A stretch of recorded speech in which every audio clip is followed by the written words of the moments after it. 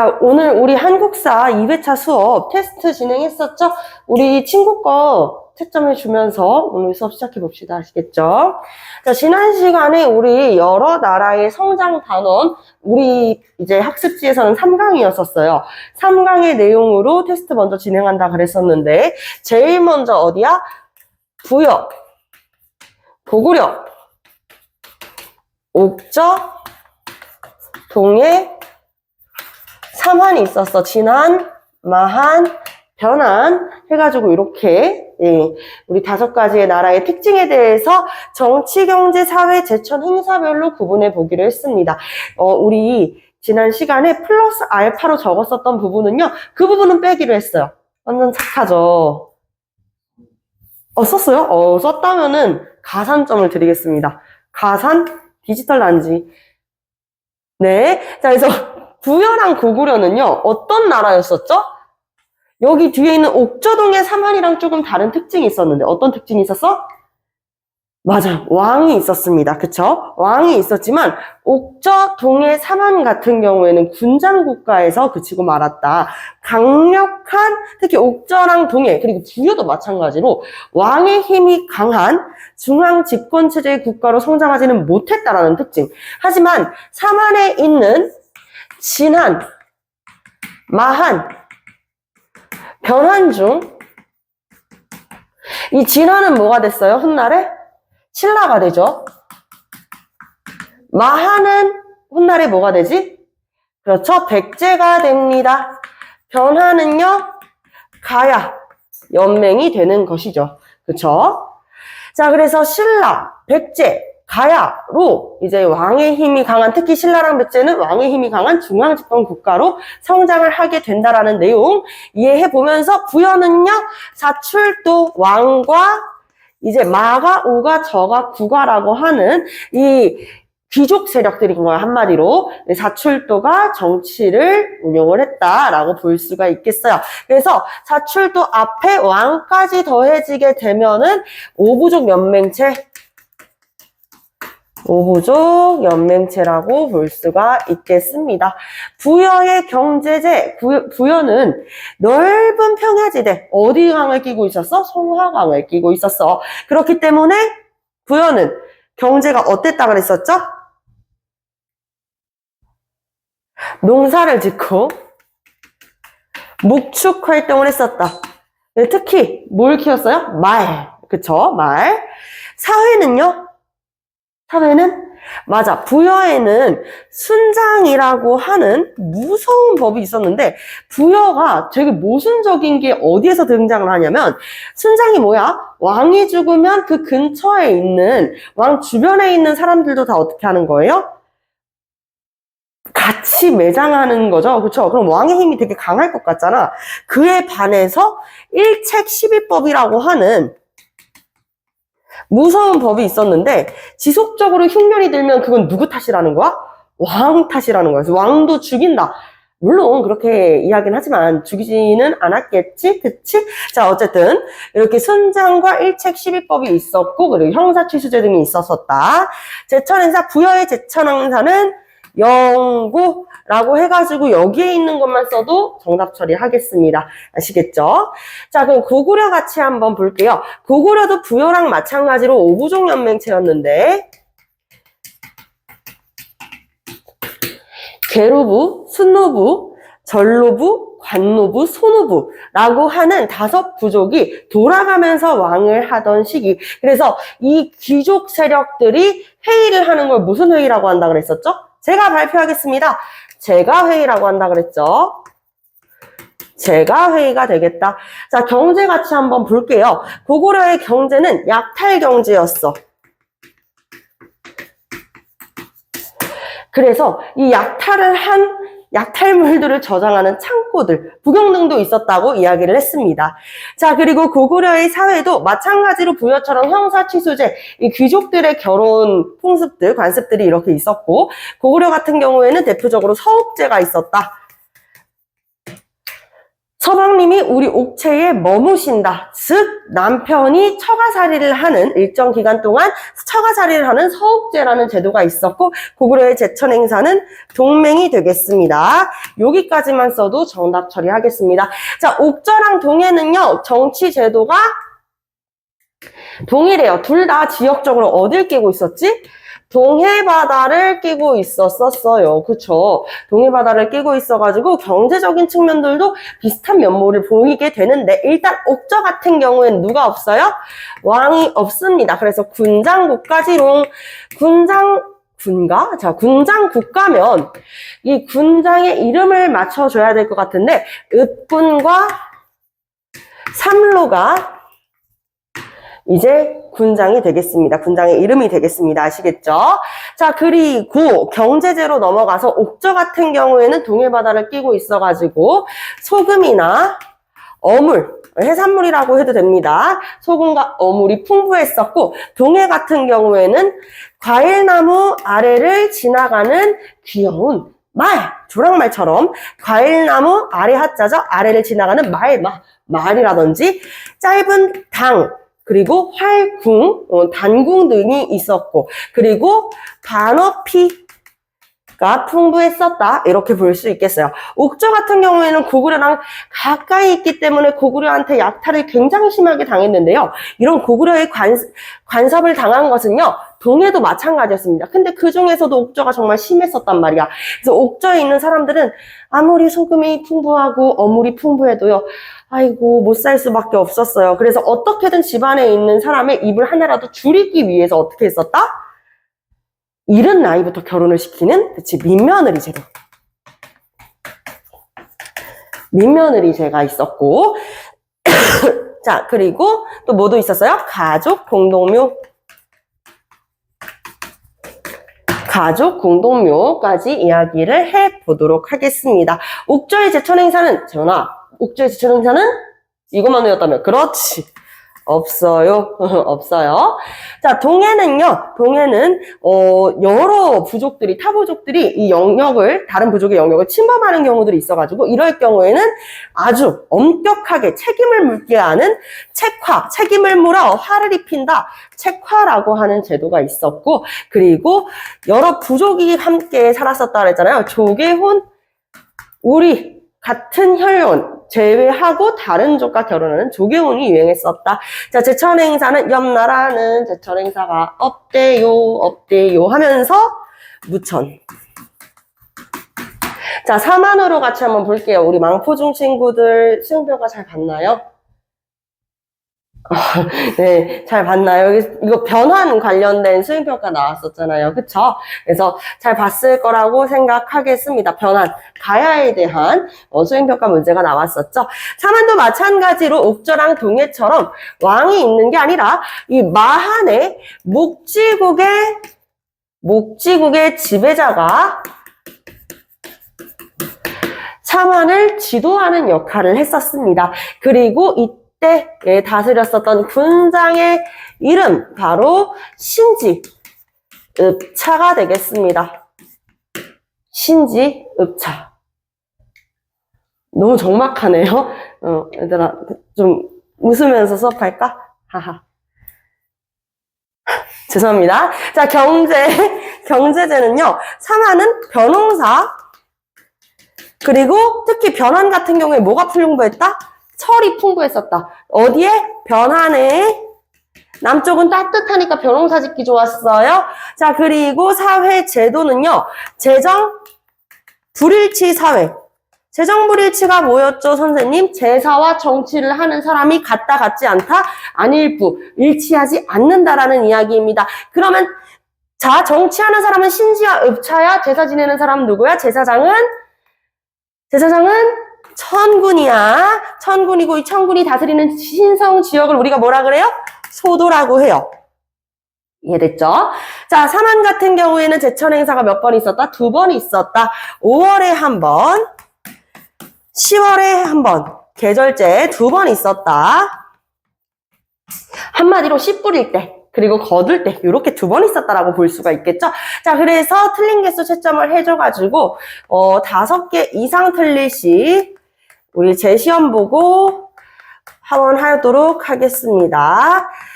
혹시라도 애매한 부분이 있으면 선생님한테 질문해 주시고요. 너 채점 한 다음에 틀린 개수 앞에다가 써주세요. 잠깐 영상 멈추도록 하겠습니다. 자, 우리 테스트 봤으니까 우리 4강으로 같이 한번 넘어와 보겠습니다. 4강. 자, 4강. 아야, 따가워라. 갑자기 정전기. 자, 4강 뭐예요? 삼국의 성립과 발전. 삼국의 성립과 발전에 대해서 한번 이야기를 해보도록 하겠습니다. 준비되셨지요? 그 삼국 중에서 우리가 제일 먼저 할 나라는요, 바로 옥저랑 동해를 병합하면서 강력한 중앙집권 국가로 성장했었던 어떤 나라? 고구려 해보도록 하겠습니다. 고구려. 이거 안 되겠는데? 이거 뭐 약간 수업 방청 알바라도 써야겠는데? 너무 조용한데? 자, 그래서 고구려 이야기 한번 해보도록 할게요. 자, 고구려 하면은 딱 기억해줘야 되는 왕. 요때부터가 시작인데, 태조왕을 떠올려주면 돼. 그러면 많은 친구들이 질문을 합니다. 선생님, 태조왕이 그 나라를 세운 그 태조가 되는 거 맞나요? 라는 질문들을 많이 해. 고구려의 왕 이름은 세 가지로 구분해 볼 수가 있는데, 일단 첫 번째는 진짜 이름, 그 뒤에 플러스 왕이 붙는 경우가 있고, 이름 뒤에 왕이 붙는 경우가 있고, 아니면은 묻히는 곳 있죠. 장지명 플러스 왕이 되는 경우가 있어. 묻히는 곳, 한마디로 무덤이 있는 지명과 그 뒤에 왕이 붙는 경우가 있고요. 그리고 마지막으로는 특징으로 이야기하는 경우가 있단 말이야. 그래서 우리가 알고 있는 불교식 묘호를 떠올리면은 안 된다라고 하겠습니다. 그래서 태조왕, 이제 결론부터 이야기하자면, 나라를 건국한 왕은 아니에요. 나라를 건국한 사람 누구였지? 고구려 건국한 사람 누구야? 주몽이죠. 그쵸? 주몽, 고주몽, 우리가 뭐라고 불렀어요? 동명왕이라고 불렀어요. 그렇기 때문에 고구려를 건국한 초대왕은 태조왕이 아니다. 누가 아니야? 주몽이 아니야. 이런 가지 아주 세세하게 적어드리고 있습니다. 자, 그래서 태조왕, 그럼 이대왕인가? 아니지. 이대왕도 아니지. 생각해봐. 고구려 어디에서 건국됐어요? 그치, 부여 남쪽에 있는 산악지대 졸본에서 건국이 됐었지. 그리고 나서 이대왕이 되는 유리, 아버지 하면서 이제 아버지가 말씀하신 증표를 찾아왔시우 하면서 막 남하에서 내려왔었던 유리가 있었잖아. 그 유리가 졸본에서 수도를 국내성으로 천도해요. 그리고 나중에 고구려의 전성기를 이끄는 광개토대왕, 만주벌판 달려라 광개토대왕 들어봤죠? 이 광개토대왕의 아들이 되는 장수왕이 수도를 평양으로 천도하게 되면서 고구려에는 총 3번의 이 수도 변천사 과정이 있었다라고 볼 수가 있겠습니다. 수도, 도읍 이렇게 볼 수가 있겠죠? 자, 그래서 태조왕은 매우 중요한 왕이니까 선생님이 주황색으로 썼는데 어떤 부분에서 중요하냐면 중앙집권 체제의 기틀을 마련한 왕이라는 키워드를 기억해야 돼. 중앙집권 체제의 기틀을 마련했다. 선생님 그 유튜브 영상을 보면은 고등부 수업이랑 중등부 수업이랑 에너지가 되게 다른데 고등부는요. 아시겠죠?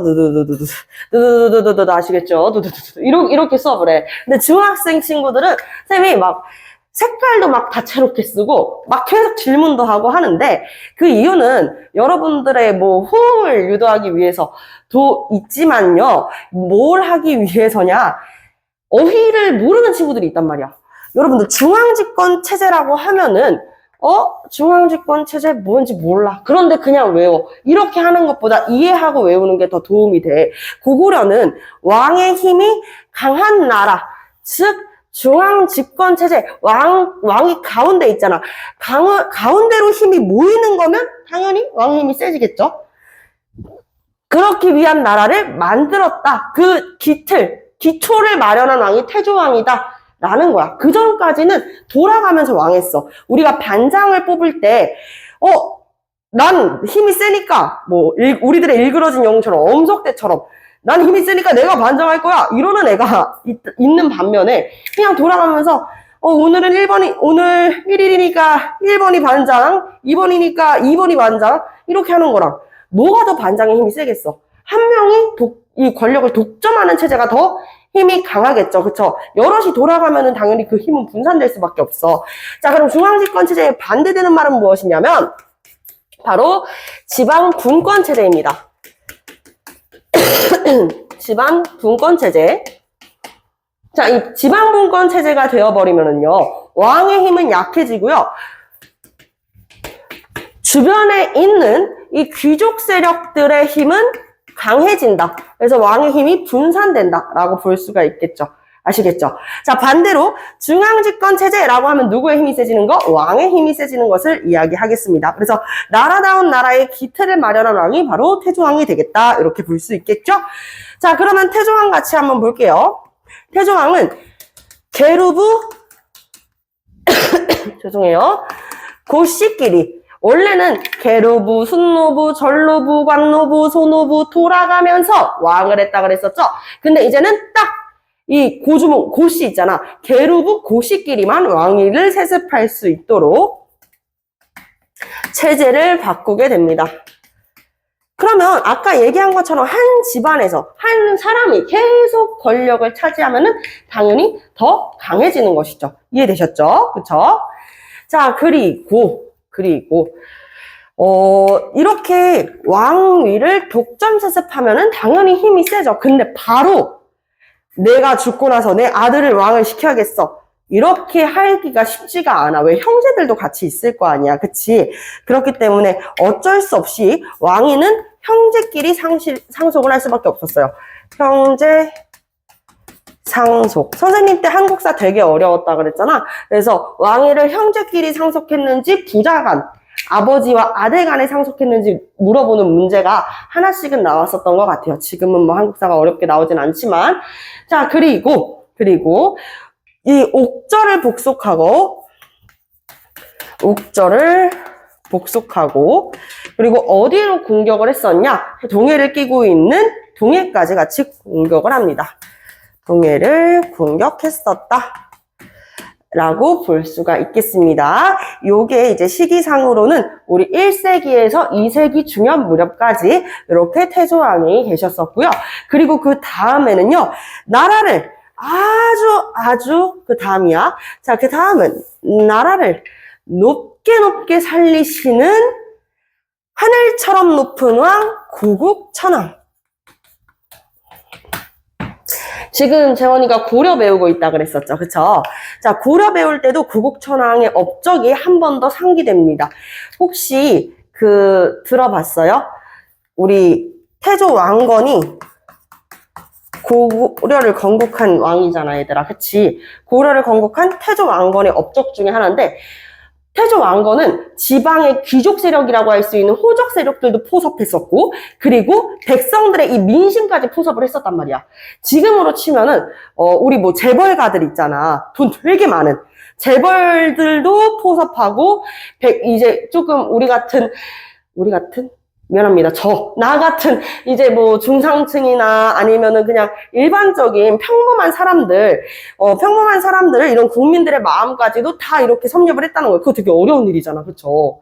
어디 한 군데에 편만 서는데 다 포섭하기가 쉽지 않은데 어떻게 했냐면 백성들의 세금을 깎아주고 이 세율을 10분의 1로 시원하게 탕감을 해주고 거기에다가 이제 같이 했었던 게 흑창이거든요. 흑창이라는 것은 봄에 곡식을 빌려주고 그리고 가을에 추수할 때 갚게 하는 제도야. 이거를 춘대춘합이라고 해요. 봄에 대출을 내주고 가을에 납부해라 라고 하는 거야. 우리 4계절 중에 봄, 여름, 가을, 겨울 중에 가장 먹고 살기 힘들었던 시기는 다름이 아니라 바로 봄이에요. 겨울일 것 같았지? 아니지롱, 봄이에요. 왜냐면 가을에 추수를 하기 때문에 겨울에는 그래도 먹을 만한 것들이 좀 있었어. 근데 봄에는요, 아직 땅이 녹기도 전에는 씨를 뿌릴 수도 없고 봄나물도 없고 정말 먹을 게 없어가지고 나무 껍데기를 이렇게 긁어가지고 삶아 먹어야 될 정도로 먹을 게 없었단 말이야. 그래서 왜 여러분들 가난하다는 표현을 관용적으로 표현할 때 똥꼬 찢어지게 가난하다? 똥꼬라는 표현이 좀 그랬나요? 응꼬 찢어지게 가난하다? 이런 표현들 하죠. 그게 정말 먹을 게 없어가지고 나무 껍데기를 이렇게 뜯어가지고 먹어서 결국에는 그게 소화가 안 될 거 아니야, 얘들아. 나무 껍데기 단단하잖아. 소화가 안 되니까 이제 항문을 막 찌르면서 결국에는 피를 본다. 그런 식으로도 쓰였단 말이지. 그러니까 지금 힘든 가난한 우리 백성들을 위해 가지고 어떻게 하자? 봄에는 곡식을 빌려주자. 이 생각을 제일 먼저 한 사람이 누구라고? 구국천왕이라고. 아시겠죠? 그게 바로 역시 우리 백성들을 생각해 주는 거는 구국천왕 뿐이라니까 진짜 대박이다. 진대법 실시. 진대법 실시. 이 진대법은 춘대춘합이라고 해서 봄에 대출을 해주고 빌려주고 가을에 갚아라. 가을에 납부하다, 납기하다, 갚게 하는 제도였었다. 이렇게 볼 수가 있겠습니다.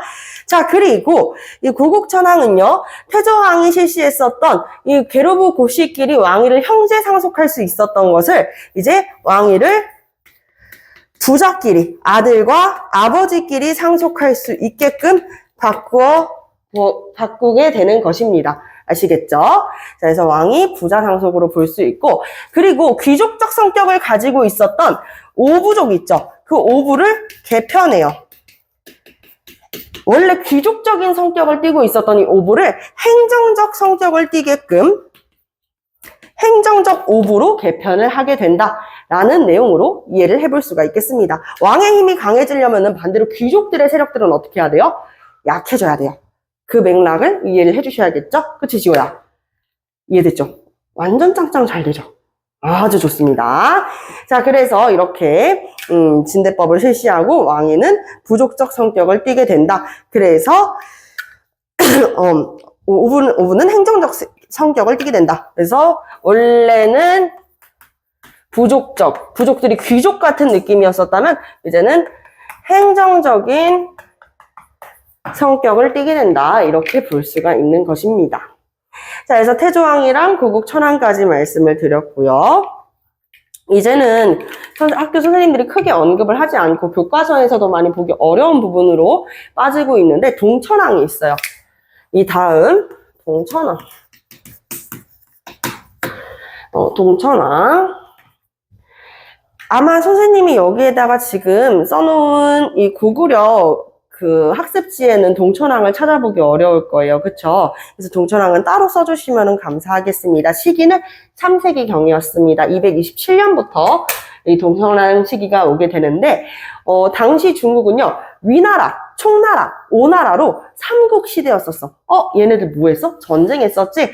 그 중에서도 우리랑 대립했었던 나라는요, 바로 위나라였습니다. 조비의 위나라 들어본 적 있을 거야. 이 위나라랑 우리가 대립하고 있었는데, 그 관구검을 위나라 서안평을 공격하면서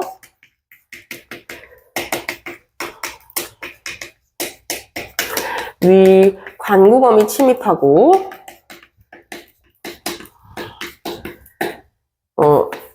그렇게 되면서 이제 우리가 우리의 성이었었던 환도성과 국내성이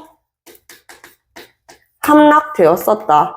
이거를 선생님이 적어두라고 얘기하는 건 선생님이 조금 옛날 사람이라서 그런 건지 모르겠지만 동천왕이 서안평을 점령했다. 라는 부분으로 나는 기출을 많이 풀었으니까 기출이 되게 많이 나왔었거든? 그러니까 점령이 아니다. 공략했던 거다. 이런 포인트들 짚어주면 더 좋겠죠? 지금은 그렇게 어렵게 안 나와요. 그냥 맥락으로만 적어두세요. 자, 그리고 이제, 시기로 미천왕 되겠습니다. 미천왕이 물론 이 신분 자체가 미천했던 거는 사실이지만 그렇다고 해가지고 미천왕은 no. 미천왕은요, 그러니까 무덤이 있는 그 지역명이 미천이어가지고 미천왕이 되는 거고, 정말 출신이 미천에서 미천왕, 그냥 외우기 위해서 우리가 그렇게 알고 있는 거지 제대로 된 역사는 아닙니다. 자, 미천왕입니다. 미천왕은요, 아까 선생님이 여기 동천왕 적어놓으라고 했지. 여기밖에 없는데 왜 적어놨을까? 미천왕이 서안평을 점령해요. 자, 서한평을 점령하게 되고, 그리고, 우리 고조선 멸망하고 나서 한나라가 우리나라에 뭐 설치했다 그랬었지, 지원아? 맞아. 한나라가 뭘 설치했었어? 9년을 설치했었지. 4,9년을 설치했었잖아. 낭랑이라든지 대방이라든지 하는 이 4,9년을 설치했다 그랬을 때, 그 낭랑과 대방을 축출해내게 됩니다.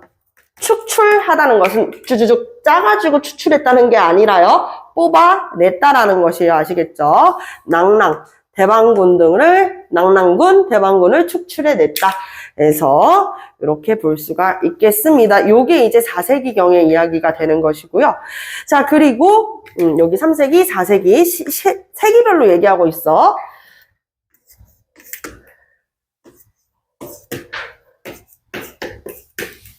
자, 그리고 4세기 이후 미천왕 다음에 고국 원왕이 있는데, 특히 우리 여학생들이 고국 천왕이랑 원왕을 너무너무 많이 헷갈려 해. 원왕은 그림을 잘 못 그리는데, 무슨 느낌인지 알겠나요? 이게 뭐지? 원통해. 원통해. 원통하다는 느낌, 원통하다는 말이 뭐예요? 한이 맺혀 있다. 슬프다. 우리가 이렇게 이해해 볼 수가 있죠. 맞아요. 우리 고국 원왕께서는요, 너무너무 속이 타요. 마음이 안 좋아요. 자, 그 이유가 무엇이었냐? 당시, 지금 시기가 몇 세기라 그랬어요? 4세기라고 이야기를 하고 있어요. 4세기 하면 우리가 슬슬 떠올려줘야 되는 게 뭐냐면, 자, 이거 배경지식이야. 삼국시대 배우고 있잖아. 삼국시대가 뭐야? 고구려 백제 신라죠. 그 중에서 전성기가 제일 빨리 온 나라. 시기별로 보면 4세기 때가 백제, 5세기 때가 고구려, 6세기 때가 신라야. 자, 다시 4세기의 백제가 이 전성기가 제일 빨리 왔. 4세기 백제의 전성기를 이끄는 인물은 누구였을까요? 바로 근초고 왕이 되겠습니다. 자, 그리고 5세기경에 이 고구려의 전성기를 이끈 사람이 만주벌판 달려라 광개토대왕이 되는 것이죠. 아시겠죠? 광개. 이런 날도 있는 거죠. 그쵸? 웃으면서 해피하게 이런 날도 있는 거지. 분필이 부러졌다 라고 해서 놀랄 필요 없어. 자, 광개토대왕. 국광산 광개토 경평왕 호태왕, 광개토 태왕으로 알고 있는 이 광개토 대왕. 자, 6세기는 신라, 바로 진짜 나라를 흥하게 하는 진흥왕이 되겠습니다. 자, 근데 지금 시기가 몇 세기라 그랬어? 4세기라 그랬어. 그럼 누가 전성기를 누비고 있을 때야? 근초고 왕이 누비고 있을 때야. 근초고 왕이 고구려를 공격합니다. 다들 눈이 조금씩 커졌는데, 네, 고구려를 공격합니다. 그때 이제 가장 원통함을 느끼는 사람이 바로 고국 원왕이 되겠습니다. 아시겠죠? 자, 이때는 사실 저기 백제에서만 침입한 게 아니라 저기 전현이라 그래가지고 성미족의 나라에서도 침입을 했었거든요. 그래서 우리 당시 이제 뭐 수도였었던 환도성까지 함락이 되었었던 그런 모습들이 보여지는데요. 자, 백제의 근초고 왕이 침입을 해서 고국 원왕이 평양성에서 전사합니다. 원통하다. 원통해 하면서 전사를 하게 되는 것이죠. 고구려는 지금 누구한테 지금 공격을 당했어? 백제한테 공격을 당했어. 조금만 기다려. 우리가 조금 이따 너네 복수할 거야. 5세기에 복수할 거예요. 아시겠죠? 자, 그래서 이렇게 볼 수가 있겠다. 평양성에서 전사를 하고. 자, 그 다음은요. 바로 소수림왕입니다. 소수림왕 누구로 알고 있어요? 소수림왕 중요하니까 색깔 좀 바꿀게요. 소수림왕. 네, 소수림왕은요. 전성기를 이끄는 왕이 누구라 그랬지? 고구려에서 광개토대왕이라 그랬었죠. 광개토대왕이 전성기를 이끌 수 있도록 그 기틀을 다진 게 누구다? 소수림 왕이 되겠다라는 이야기 기억을 해주시면 되겠습니다. 자, 소수림 왕의 업적은요. 일단 중국 전진과 수교를 하게 되면서 우리가 중국 전진으로부터 무엇을 가지고 오냐? 불교라는 것을 가지고 오게 됩니다. 이때 아이들이 많이 착각하거든. 선생님, 그럼 불교는 중국에서 만들어진 종교인가요? 그럴 리가 있나요? 아니죠. 그죠? 인도죠. 인도에서 만들어진 창시된 이 고다마 시타르타가 창시한 불교라는 종교가 동북아시아로 대승불교가 전파가 되면서 중국에서 한국, 한국에서 일본으로 전파가 되는 것입니다. 아시겠죠? 자, 그래서 중국 전쟁과 승교하면서 불교를 수용했다. 불교를 수용하게 되었다. 요게 정말 중요해. 중앙집권체제의 국가로 가는 지름길은요, 같은 종교를 믿는 거야. 종교로 이 백성들을 대동단결 하나로 합쳐놓는 게 중요한 것이죠. 그래서 불교를 이제 공인하게 되는 것이고, 태학이라 그래가지고 여러분들 귀족의 자제들을 공부시키는 학교였었어. 그래서 태학이라고 하는 학교도 설립을 하고, 그리고 법치국가의 기반이 되는 율령을 반포하게 되는 것입니다. 법치국가의 기반이 되는 율령을 반포했다. 이렇게까지 이야기를 하면서 고구려 잠시. 자, 그리고 나서 이제 5세기경에 들어가지고 누가 나올 거냐면요. 바로 광개토대왕이 나올 것이에요. 광개토대왕, 만주벌판 달려라, 광개토대왕. 그리고 그의 아들 누구라 그랬었죠? 그의 아들 장수왕까지. 선생님이 카메라 옆으로 살짝 이동해가지고요. 설명 이어가지고 드리도록 하겠습니다. 네, 카메라 옆으로 와서, 이제 본격적으로 우리 고구려의 전성기에 대해서 이야기를 하면서 우리 4강 뒤에 있는 문제 맞추고 잠깐 쉬는 시간 가져보도록 하겠습니다. 와. 자, 광개토대왕입니다. 자, 광개토대왕은요, 우리 고구려가 얼마나 강한 나라인지를 보여준 왕이에요. 그렇기 때문에 광개토대왕은 고구려가 그 어떠한 나라의 도움을 받지 않아도 강하다라는 것을 증명하겠다. 그래서 중국식 연호가 아닌 우리 고구려만의 독자적인 연호를 사용했다 이거입니다. 독자적인 연호요? 근데 연호가 뭐예요? 해를 셀 때 쓰는 이름이란 말이야. 근데 원래 이건 우리가 중국식 연호를 썼는데 이제 우리만의 독자적 연호를 쓴다. 그게 바로 영락, 영원한 즐거움이라고 하는 영락이라고 하는 연호를 써서 이 광개토대왕이 영락대왕이라고도 불렸다고 하죠. 영락대왕이라고도 불렸었다. 그래서 우리 역사상 최초의 연호입니다. 그래서 우리 고구려가 얼마나 독자적이고 강한 나라인지를 이 연호를 통해 가지고 보여주고 있죠. 최초의 연호가 된다. 이렇게 볼 수가 있겠습니다. 자, 그래서 광개토대왕 같이 보면은 영토를 크게 넓혔었잖아. 그치? 전성기의 기준이라는 게 뭐야, 얘들아?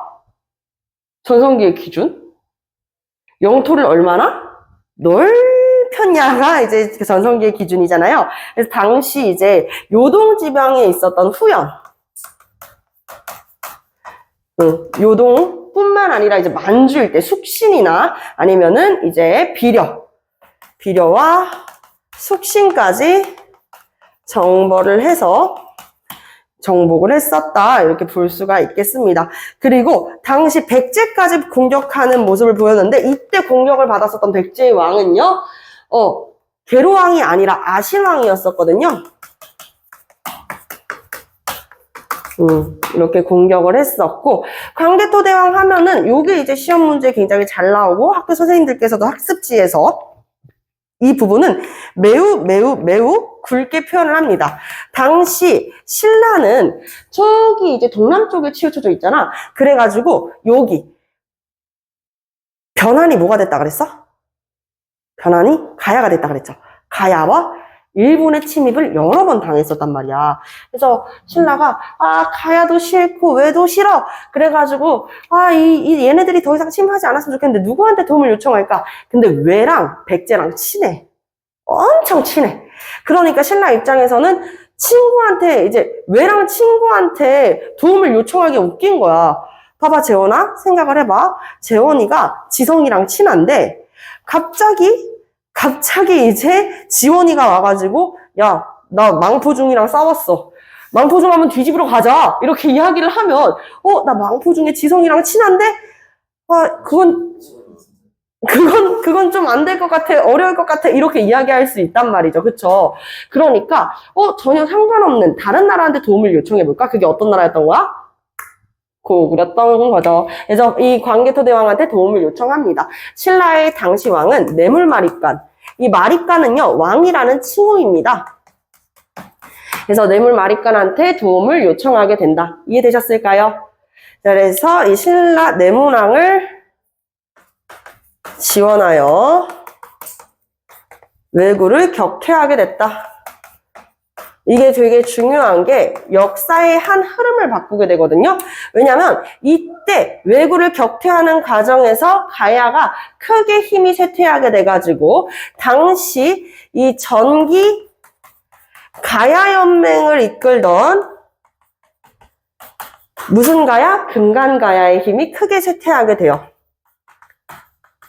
왜구를 격퇴하게 되면서 금간가야가 쇠퇴하게 되고 이에 따라서 전기 가야 연맹은 해체하고 대가야를 중심으로 한 후기 가야 연맹이 시작되게 됩니다. 또한 선생님 이거를 어떻게 할 수 있어요? 신라의 뇌물마립간이 지난번에 선생님이 그랬잖아요. 제가 고구려의 노객이 되겠습니다 라고까지 이야기를 했었다고요. 그런 거 어떻게 알 수 있어? 두 가지로 알 수 있어. 첫 번째는요. 바로 광개토대왕 릉비. 광개토대왕 릉비. 누가 세웠을까를 생각해보면 릉이라는 게 무엇이야? 무덤에 있는 비석을 뜻하는 거야. 광개토대왕이 직접 세울 수는 없어. 돌아가신 다음에 세운 거겠죠. 그쵸? 그래서 아마 장수왕이거나 장수왕의 아들 문자왕의 가능성이 높겠다라고 추측하고 있습니다.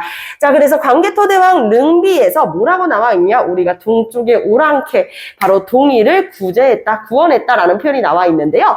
왜 신라를 동쪽의 오랑캐라고 표현을 했을까요? 그것은 고구려 외에는 다 오랑캐라고 생각을 하는 독자적인 세계관이 자리 잡고 있었기 때문입니다. 자, 그리고 두 번째는요. 그릇입니다. 후! 이렇게 하는 거 맞나요?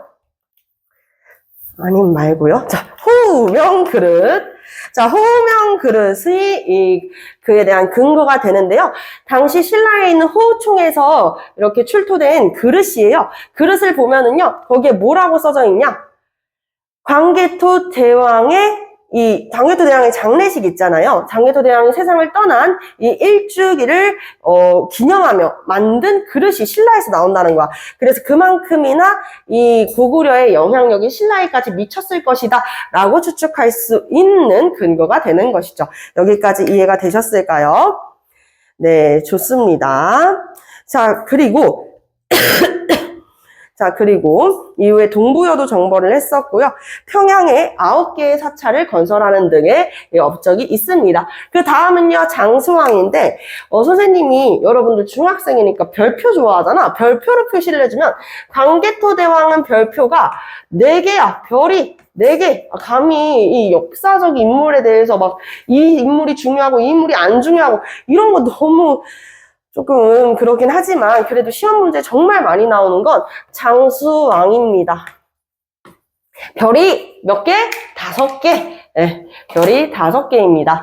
자, 보면은 장수왕 같은 경우에는 광개토대왕이 북쪽으로, 이 한반도의 북쪽으로 영토를 넓게 확장을 했다면 우리 장수왕께서는요, 남쪽으로 영토를 크게 확장하는 인물이 되겠습니다. 남쪽으로. 자, 그래서 장수왕이 어떻게 영토를 크게 넓히고 그리고 중국에게도 인정받게 되는 나라가 되는지 한번 볼게요. 당시 중국은 위진남북조 시기예요.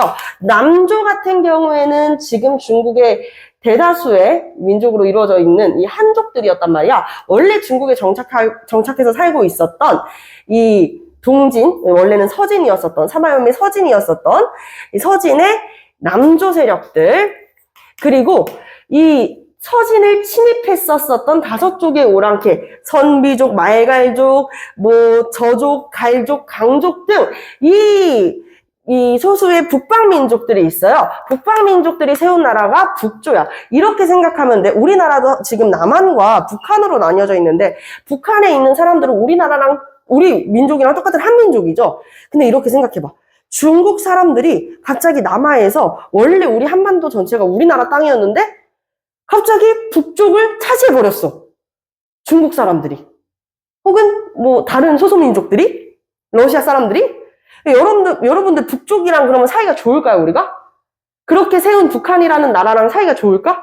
당연히 안 좋지. 지금 우리 한민족끼리 세운 남한 북한끼리도 사이가 안 좋은데 심지어 다른 민족이 세운 나라랑은 사이가 좋겠어요? 당연히 안 좋죠. 맞아요. 남조랑 북조는 서로 사이가 안 좋았어. 아까 선생님이 학생들을 예시로 들었는데 뭐 이런 거라고 볼 수가 있지. 이 지호가 정말 너무너무 사이가 안 좋은, 예를 들어 뭐 승호라는 친구가 있어. 지호가 승호랑 사이가 안 좋아. 그래서 승호를 공격하고 싶은데 이게 또 쉬운 일이 아니니까 그냥 사이가 서로 안 좋은 상태로 있어. 근데 지호가 재원이라는 친구를 사귄 거야. 재원이라는 친구를 사귀었는데 재원이가 승호랑 잘 지내. 그럼 어떻게 하겠어요?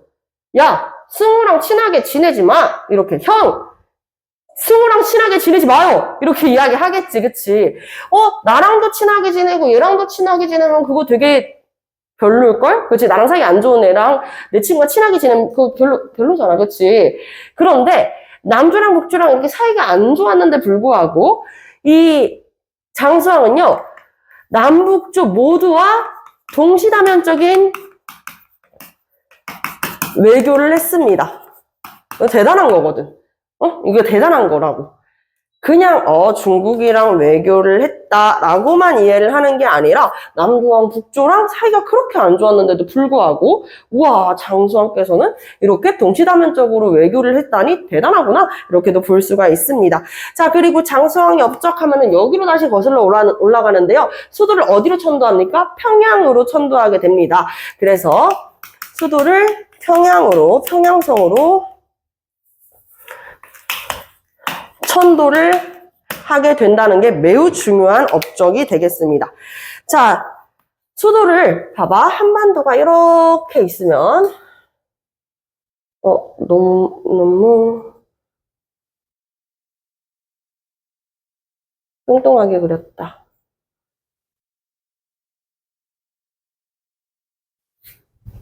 자, 이렇게 한반도가 있습니다.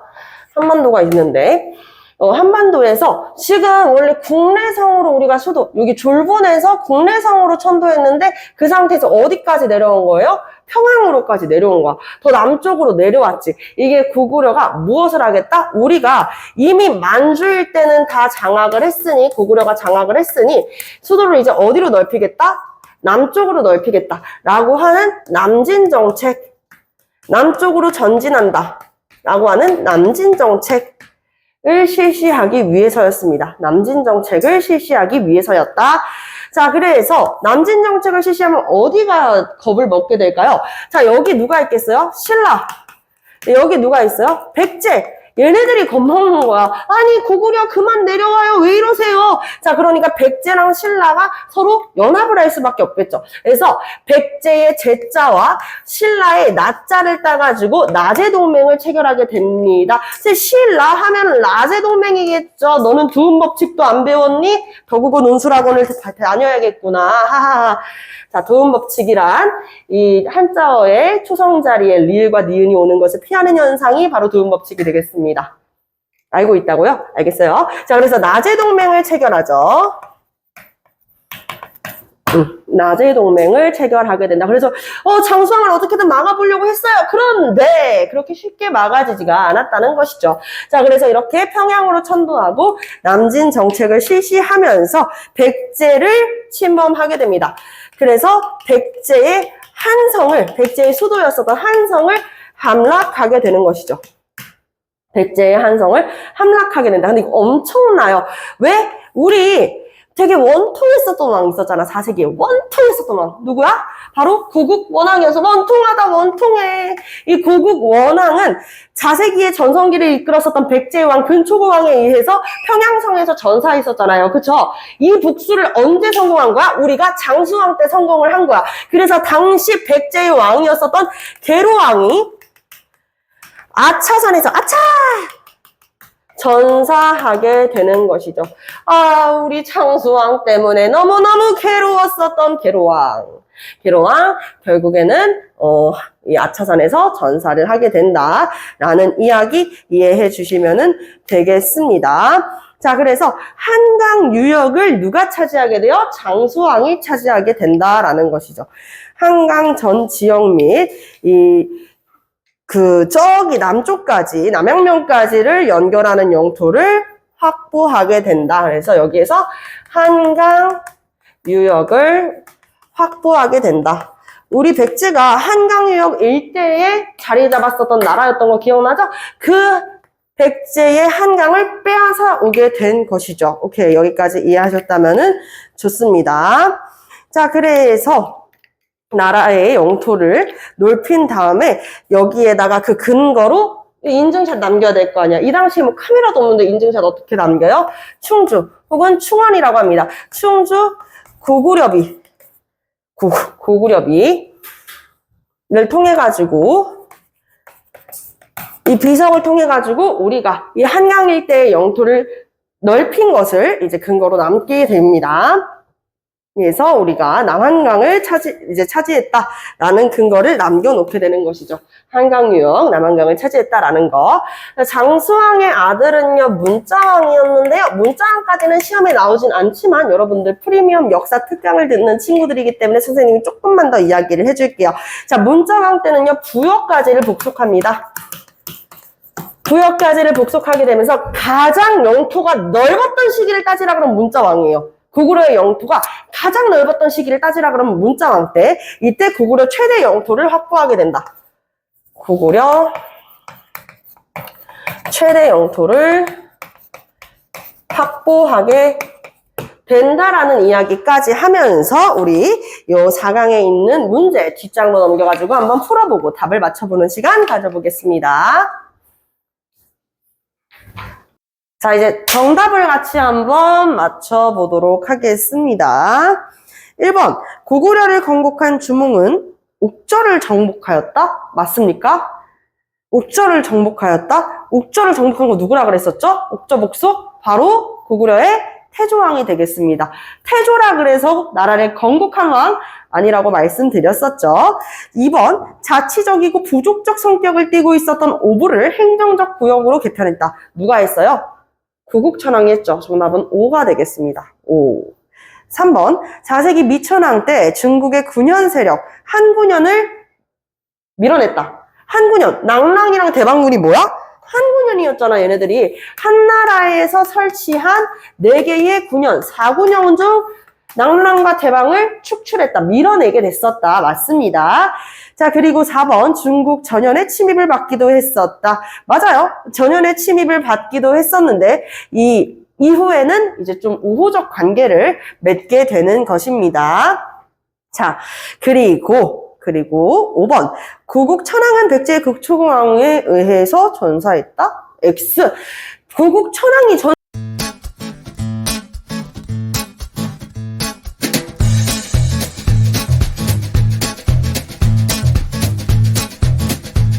학원으로 전화 주세요.